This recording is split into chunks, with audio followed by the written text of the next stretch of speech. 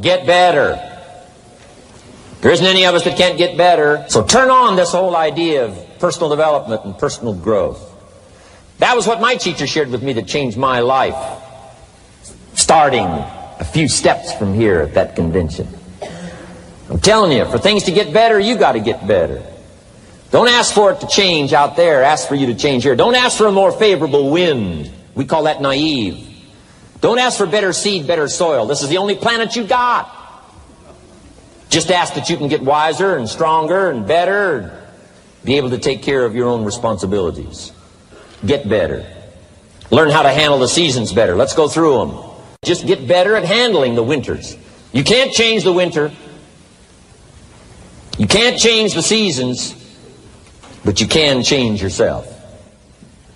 You say, well, what can I do about the upcoming winters of my life? The challenges that I know I'm going to face. Here's what you can do. You can get wiser and stronger and better. Just make a list of that trio of words. Wiser, stronger, and better. Go home smarter than you came. Go home with more ideas than you came with. Next, get stronger. You can develop the muscle. You can develop the courage muscle. You can develop the inspiration muscle. You can develop the dedication muscle. You can get stronger. There isn't anybody here that can't get stronger. Next time we see you, may not even recognize you. How strong you're going to be able to become in language, in style, in personality, the ability to cope, the ability to handle with anything that happens, no matter what happens. And the third one is get better. We can all get better. I've gotten better. First talk I gave, I stood up, my mind sat back down. But here's the secret to my success. I stood up and did it again. I stood up and I did it again. And I did it again, and I did it again all those many years ago. I did it when I was scared, and I did it when I didn't want to, and I did it when I was ill. And I did it when it didn't work well, and I did it when they didn't appreciate it, and I didn't a lot of times when I didn't know much what I was doing. I just did it anyway. And now all these years later, I'm asked to walk on this stage with the greatest introduction I've ever had, greatest response and welcome I've ever had, the greatest opportunity I've ever had to touch this many lives with a mixture of words and heart and soul. I got better. I got better day by day and week by week and month by month. And I'm asking you to do the same thing until you can develop a long arm and a long reach. Until you can develop influence that won't quit. Touch people next year you couldn't touch this year. Touch people now you couldn't touch before. Conduct a meeting now you couldn't conduct before. Heart and soul now mixed in there that wasn't there, missing before. I'm asking all of you to get better in spite of the winters, in spite of the downturn, the money downturn, the social downturn, the personal downturn, whatever it is. Just get stronger. Get better. The key is not to wish for a better winter. The key is to wish for more strength, more wisdom, more courage, get better, get wiser, get stronger. Here's number 2. Learn to take advantage of the spring. Spring means opportunity. And we've got a fresh spring going here. It's called a spring like no other. A spring, an opportunity like no other for you. But here's the clue. Spring is not a guarantee of a harvest in the fall and the autumn harvest time. Here's what you must learn to do. Underline the 2 words if you're taking notes. Take advantage. Take advantage of the spring. Don't just be faked out by the spring because the nice weather has come and looks like everything is going to be a lot better. The winter's finally passed. The spring is here. I'm telling you, that's not going to do it for you. Just because the spring is here, it's not going to do it for you. You got to seize it with your own 2 hands and take advantage. Read the books. Study the tapes. Go back through your notes. Get ready to cash in on the spring. And now there's a sense of urgency here. Here's why. Spring doesn't last that long. Let's take advantage of it. It's called take advantage of the spring. And there's also an urgency here. How many springs have you got in a lifetime? Not very many. Life is brief at the longest. The Beatles wrote, life is very short. And for John Lennon, it was extra short. For Michael Landon, it was extra short. But it is short. There's an urgency here. Don't waste your springs. Don't just let them pass, hoping the time will pass. Take advantage. Last year it was seize the moment. And I'm asking you now this season to seize the spring opportunity. You've got a new organization going, seize the spring. You've got a new distributor going, seize the spring. You've got a new life situation going, seize the spring. Take advantage of it.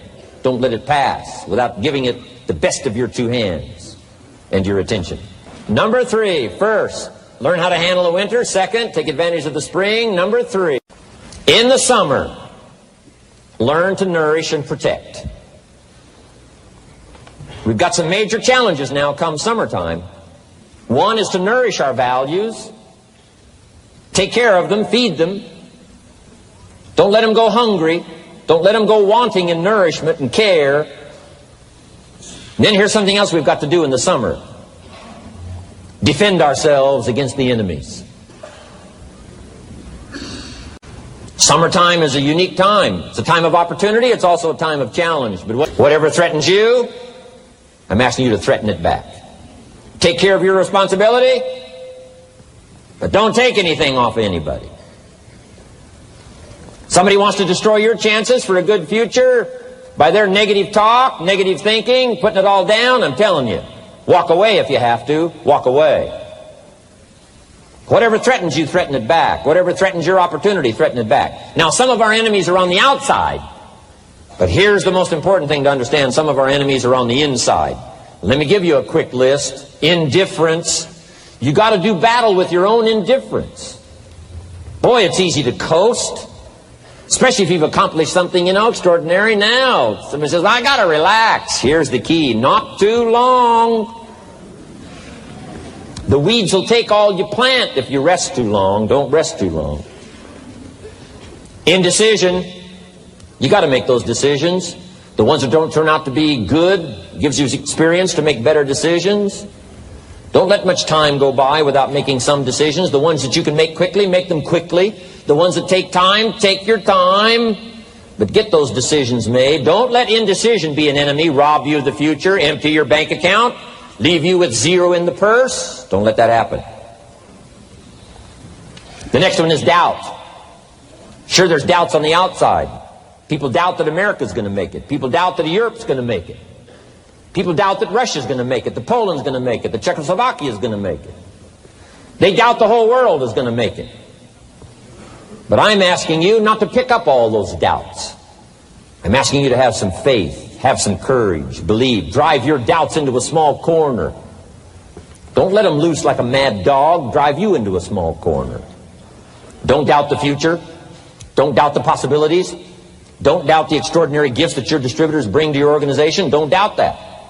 And here's the most important one of all. Don't doubt yourself. If I've got miracle working power to change my life, so do you. If I've got the ability to change, so do you. If I've got the ability to read, so do you. If I can discover, so can you. If I can grow, you can grow. If I can develop, you can develop. If I can get an invitation like I got 6 years ago, help take something around the world, so can you. If I can stand on this platform, Idaho farm boy raised in obscurity, so can you. If the millionaire team can do it, president's team can do it, walk off with the diamonds, the trophies, so can you. I'm asking you, don't sell yourself short. We haven't sold you short. That's why Mark, Larry, and Dr. Katzler and I have decided to invest a big share of our life these 4 days in being with all of you. If we didn't think you were worth it, we wouldn't have showed up. We don't need to conduct another meeting.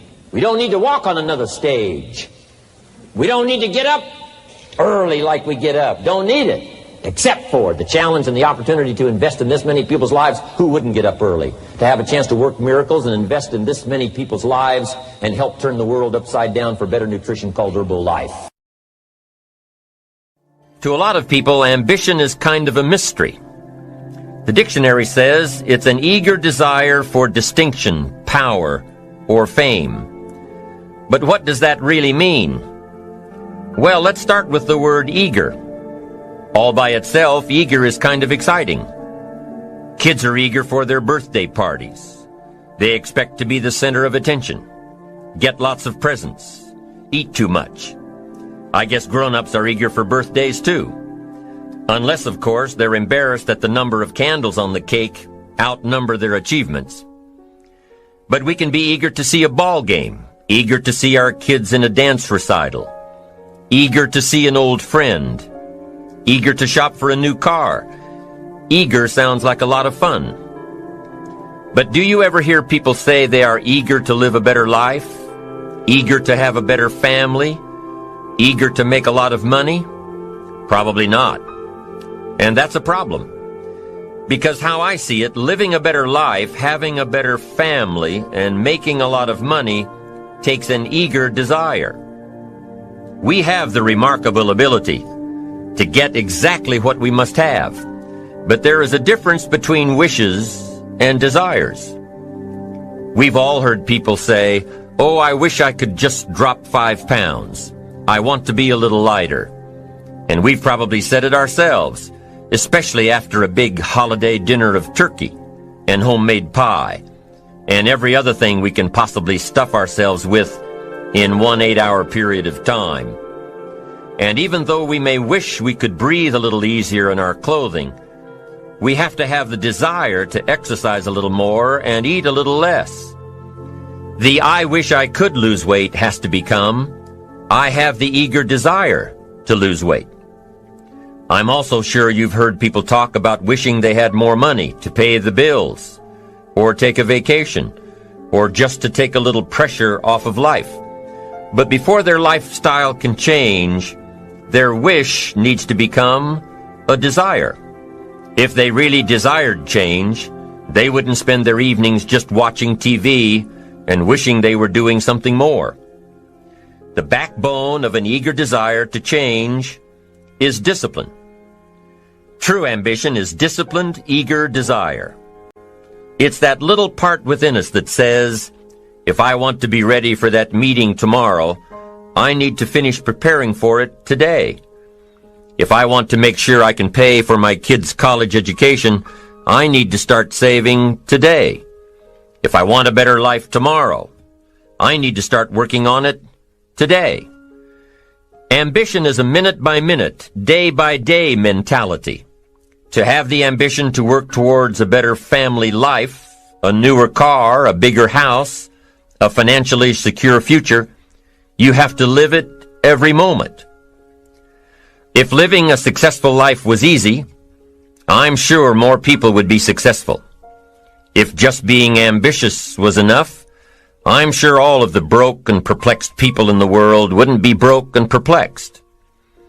While most people spend most of their lives struggling to earn a living, a much smaller number seem to have everything going their way.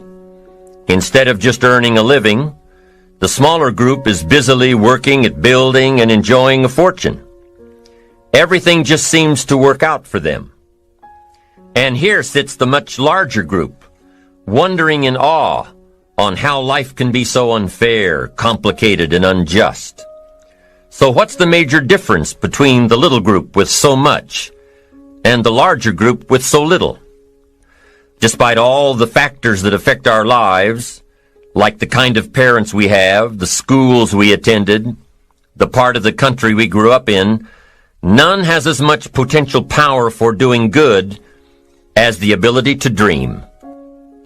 Dreams are a projection of the kind of life we want to lead. Dreams can drive you. Dreams can make you skip over obstacles. When we allow our dreams to pull us, they unleash a creative force that can overpower everything in our way. To unleash this power, though, your dreams must be well defined. A fuzzy future has little pull power. Well-defined dreams are not fuzzy. Wishes are fuzzy. To really achieve your dreams, to really have your future plans pull you, your dreams must be vivid. One of the issues Mr. James dealt with in his lifetime was, what does it mean to be a success, a significant person? After years of pondering this question, William James described success as a combination of two things. Number one, an inner ideal which is followed persistently with courage. And number two, outer achievement related to that ideal. Let's go back to number one, an inner ideal which is followed persistently with courage. I take that to mean defining a goal and having the resolve to complete it. No matter what, I'll do it or die. Promise yourself you'll read the books until your skills change. Go to the seminars until you get a handle on it. Do it until it makes sense. Practice it until you've got it right. Don't give up until you get where you want to be, however long that is. Step by step, piece by piece, book by book, seminar by seminar, do it until. Go for it. Until is a very important word. It's magic. It means that you'll never give up. Don't miss the chance to grow, to pay the price. Until you learn, change, grow. You'll discover some of life's great treasures when you pay that price. William James' second part to success dealt with the outer achievement related to that ideal. You need both aspects to really be a success. But what Dr. James realized about his philosophy of success was that the first part is indeed more important than the second. Going for it. As long as you're working toward your inner goal, your dream, then success is possible. But once you give up your inner vision, then you can never become successful. You never will become successful. Until doesn't even matter. Now, maybe the person who's been working on a project for 10 years can be successful in his own right, if he's honestly working toward it, doing everything to make himself worthy of reaching the dream, really happy with where he is, doing it until. Then maybe he is a success. It's a personal thing, going for it one step at a time. Going for small accomplishments along the way for however long it takes.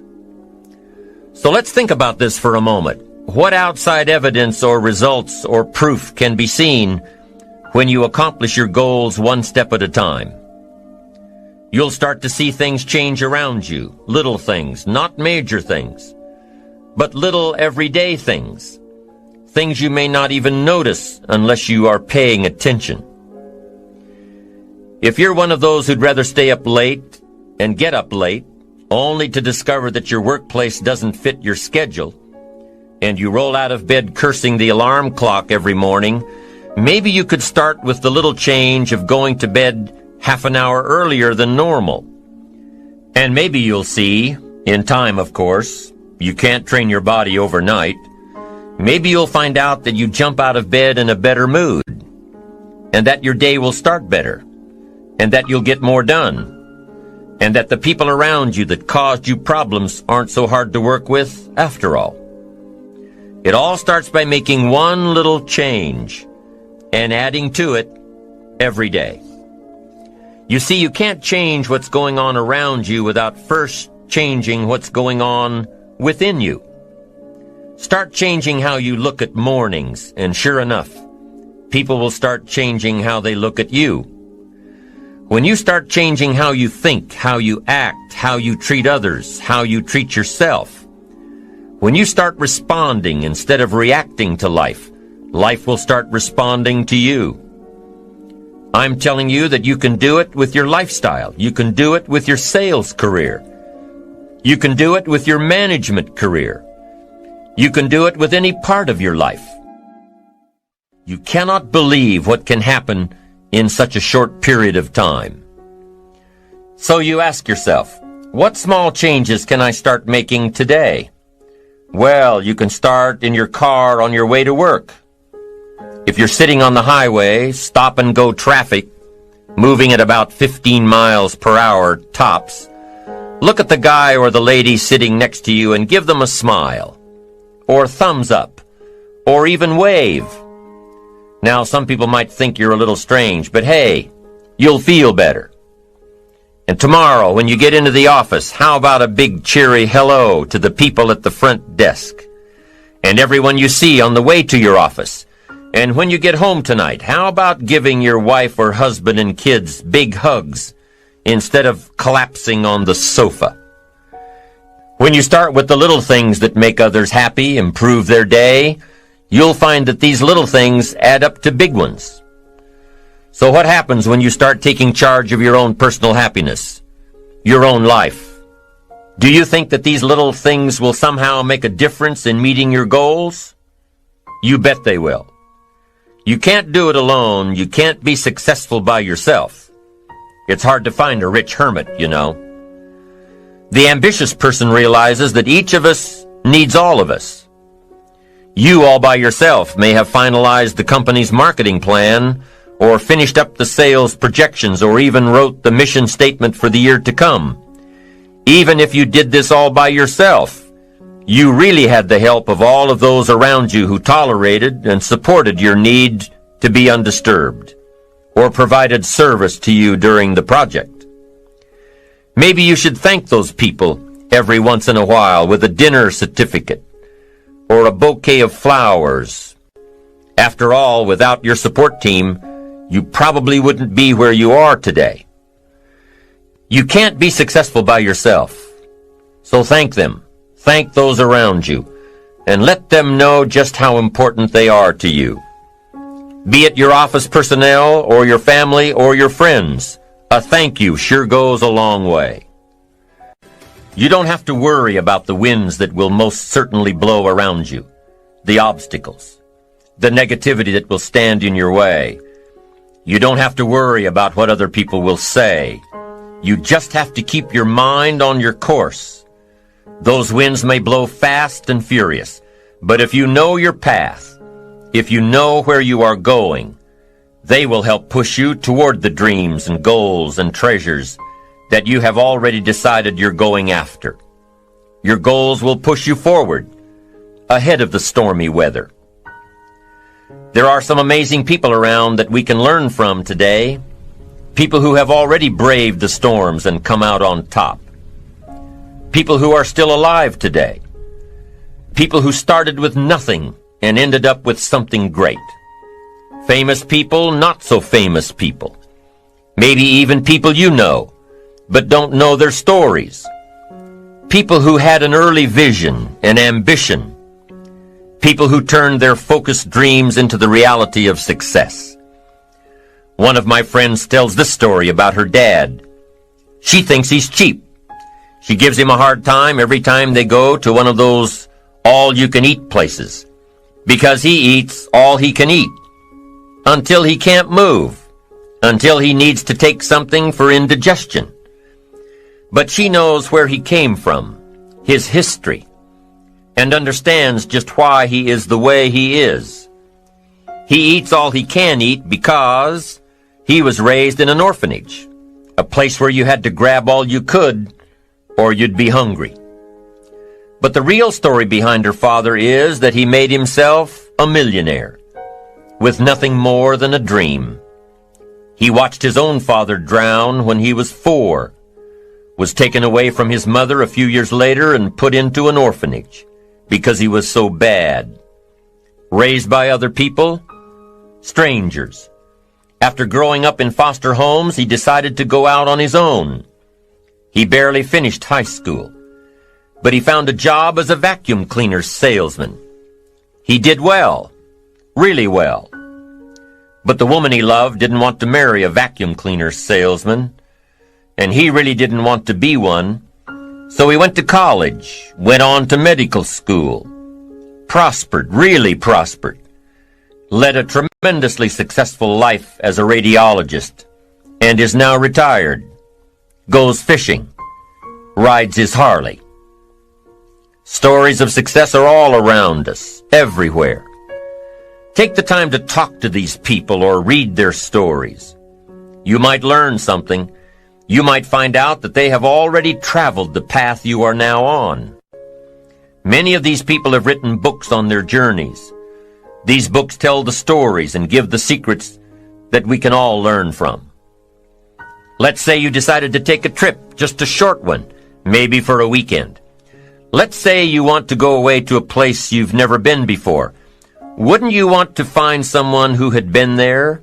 Ask them a few questions? What's the best way to get there? The safest route? The quickest route? What do I need to bring to be totally prepared? What fun things should I look for on the way?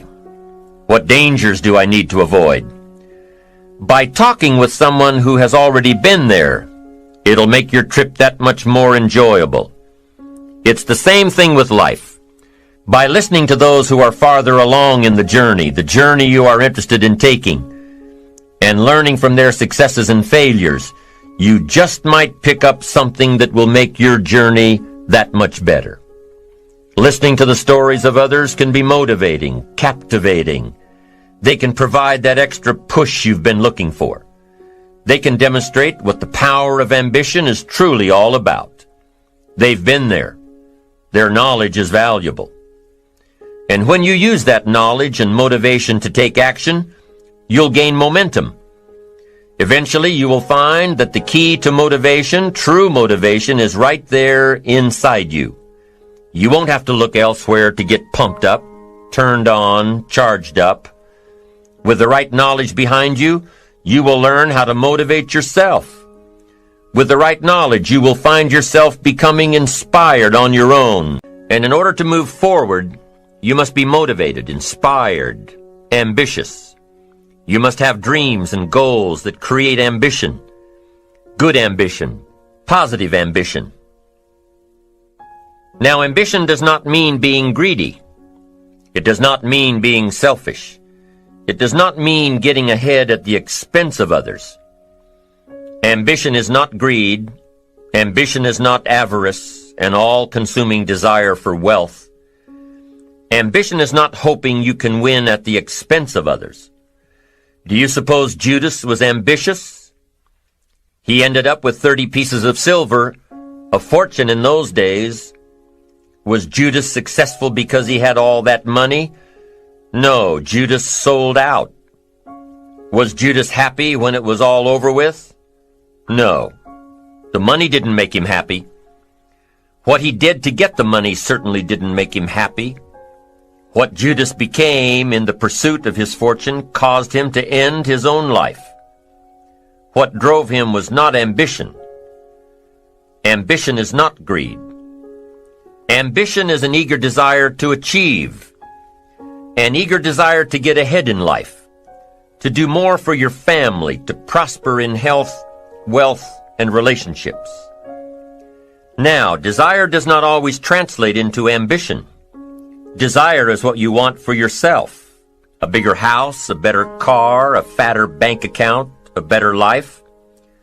I desire to have these things. Ambition is how you get there. Desire is sometimes healthy. Desire is sometimes unhealthy. Desire might say, I want the tallest building in town. The destructive side of desire might urge you to tear all of the other buildings down. I guess that's one way to do it. You might get away with tearing down the first one and maybe the second one. But in your desire to tear them all down, sooner or later, some guy is going to be standing out in front of his building saying, I'm on to you. Get out of here. And pretty soon you're no longer known as a builder. You're known as a destroyer.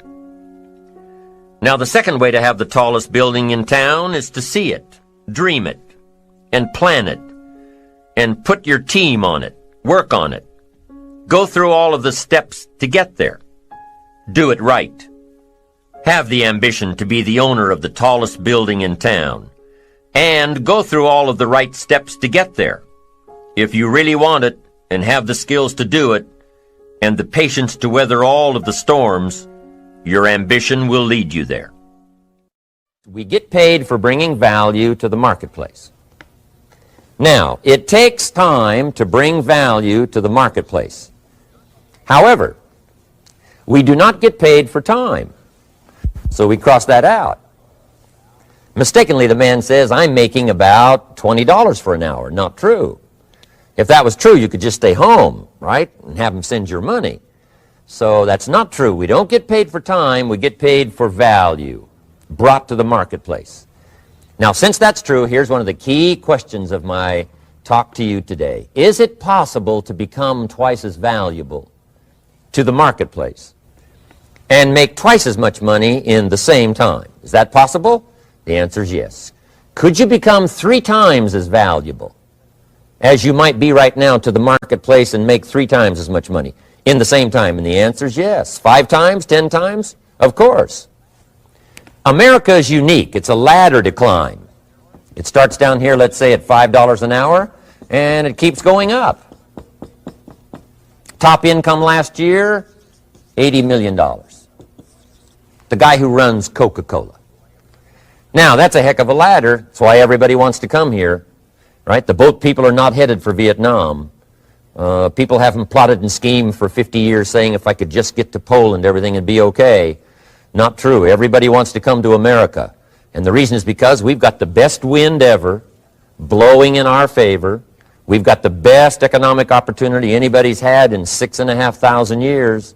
And all you have to do is understand it and take advantage of it. Now, there's some key questions to ask here. Why would the marketplace pay someone only $5 an hour? Very simple answer. They're not very valuable to the marketplace. Now, we must underline to the marketplace. This person might be a very valuable brother, yes. Member of the family, valuable, yes. Valuable member of the church, of course. Valuable citizen of the country, yes. Valuable in the sight of God, no doubt. We're all of equal value in the sight of God. But if you're not very valuable to the marketplace, you don't get much money. You say, well, it shouldn't be that way. Well, then you got to start your own country. You know, this one's been in process for 200 years, and this is the best we've been able to come up with so far. But here's the key. You don't have to stay here.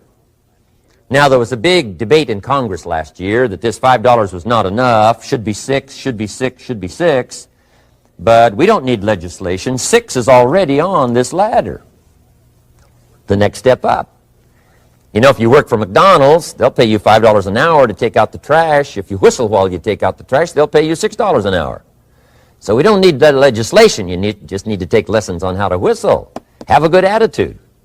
Now, as you begin to climb this ladder, why would the marketplace pay some people $50 an hour? Answer, evidently, they must be more valuable to the marketplace. 10 times more valuable. And is that possible for someone to be 10 times more valuable and earn $50 an hour instead of 5? And the answer is yes. That's what America is all about. Now, why would the marketplace pay some people $500 an hour? Evidently, this person must be much more valuable to the marketplace. That's what's important to understand, to the marketplace. And would the marketplace pay one person $80 million for 1 year's work? And the answer is, of course.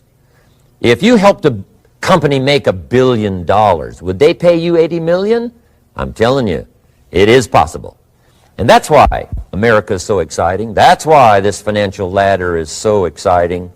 It's possible for all of this to come true for all of you, no matter where you start. As a student in school, just getting started out there in the workplace, this is all possible for you. Now, Mr. Schoaf gave me the clue on how to climb this ladder as high as I wanted to climb. Now, we're talking primarily economics here. There's a lot of other ways to become valuable to your family, valuable to your friends, valuable to the community, valuable to the team, right? Valuable to the team effort, valuable to the concert. But here's what he said to me. In climbing this ladder economically, all you have to do is work harder on yourself than you do on your job. Once I heard that, it made sense to me. I kept hoping that everything else would change around me, found out that if I went to work on myself, worked on my skills, worked on my language, if I became better than I was each year, if I grew in skills and language and vocabulary and competence, then I would become attractive to the marketplace. Not very long ago, a company called me and said, Mr. Rohn, we're expanding internationally. We'd like to have a bit of your expertise to help us. Would you give us a bit of your time? We'll add some millions to your fortune. And I said, okay. And I thought later, isn't that interesting they would call me? Then my second thought was, of course they'd call me. Who else would they call? I can get the job done. Now, what a contrast for me, farm boy from Idaho, raised in obscurity, parents of modest means, broke when I was 25. How come I would get a telephone call and someone offer me a lot of money to help them in expanding around the world. Simple answer, evidently, something happened to me between age 25 and where I am today. And I can tell you where it all started. From my teacher, Mr. Schoaf, who said to me, we don't have to change what's going on out there. That's the wind that's blowing. All we have to do is change what's going on in here. And now there's several ways to do that on personal development. And let me give you those ways. Here's the first one. We must learn from personal experience. Pretty simple. Learn from what happens to you. Take a look back over the last few months. Did you make some mistakes? How could you correct those for the future? Take a look back over the last year. Have you done it right or done it wrong? Let's correct it for the next year.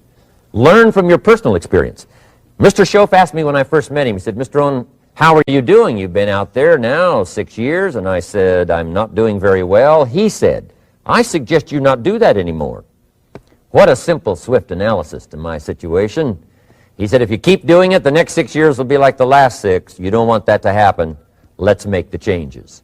So learn from your personal experience. Now here's number 2, why I came to share this video experience with you today. And that, I call it OPE, other people's experiences. That's me, other people. That's your teacher, other people. That's your friends and colleagues, other people. The people you meet that can pass along to you their experiences, what's happened to them, the mistakes they made, how they corrected them, how they changed their health and changed their bank account and changed their income and changed their future. That's it, other people. Now there's 2 kinds of people to learn from. One is failures. It's too bad failures don't give seminars, right? That would be valuable. Bring your notebook, have them tell you how they lost it all and threw it all away, threw their health away and threw their friendships away and things didn't work out well. That would be valuable. But now then we must also learn from positive, people that have done well. They've got the health, and so we ask them, how did you become so healthy? They've got the skills, so we ask them, how did you become this skillful? They've got the income, so we ask them, how did you get here in such a short period of time? So now here's what's important in personal development. In learning from other people, we learn, number 1, by observation. We learn what we see. We watch people that are successful in what they do. In sports, we watch their disciplines. In business, we watch their disciplines. By observation, what we can see. The reason I created this video is something that you could see someone's experiences translated for you. Second, we learn by what we hear. I've got some of my lectures on cassette tapes, so you can take them with you wherever you go and learn by listening.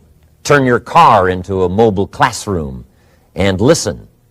And then listen to the sermon on Sunday morning. Listen to the lectures. Listen to the teacher. Listen to someone who's got something good to say. And then number 3 is vitally important on personal development, and that is read all the books you can possibly read in your lifetime. Mr. Schoaf got me started on my library. I've got one of the better libraries. Haven't read everything in it, but I feel smarter just walking in it. My library. At least I was smart enough to buy it. Now I got to be smart enough to read it. And then, of course, I got to be smart enough to decide what's valuable and then do it. But this one is very important. Become a good reader. Some books that helped change my life. Mr. Schoaf recommended, of course, the Bible. And my parents made sure I was a pretty good scholar by the time I was 18. That's been so beneficial for me, drawing from those illustrations. Reading about those stories, people who made it and people who didn't make it and what the difference was. And then other books that helped to really change my life. One called Think and Grow Rich by Napoleon Hill.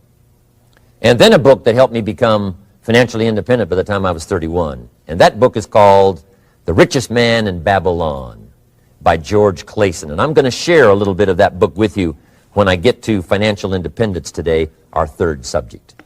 But I started reading the books, attending the classes, making sure that I got in front of people that had something good to say. And then I started keeping a journal. One of the major things my teacher taught me was to keep a journal.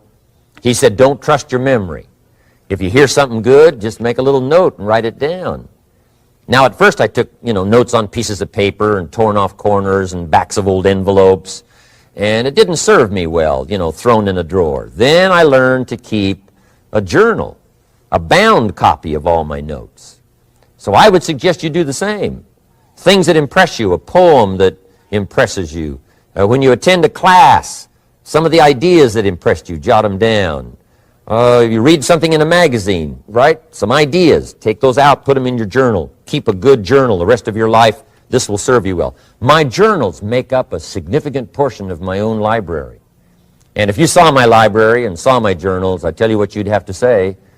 This is the library, and these are the journals of a very serious student. No wonder Mr. Rohn is invited to lecture and speak on his experiences around the world. So I want the same thing to happen to you. Value captured that you can resort to later, go back over it and review it, and let it become valuable to you. So that's my first subject, personal development. Work harder on yourself than you do on your job. Develop the skills, learn the lessons, take the classes, absorb all that is being taught to you these days. And then later on, of course, you can sort it out, what's valuable to you and how to refine it for your business and for your life and for your future. But the main thing is to get it and start this process of personal change, personal development. And let me say it one more time. If you will change, everything will change for you. You'll never be the same. You'll keep growing. As you look back on a few months, look back on a few years, you won't believe the progress you can make. Economically, your relationship with your family, your friends, and whether you're in sports or economics or whatever, I'm telling you, that whole process of committing yourself for personal change, personal value, can really make your life unique and worthwhile.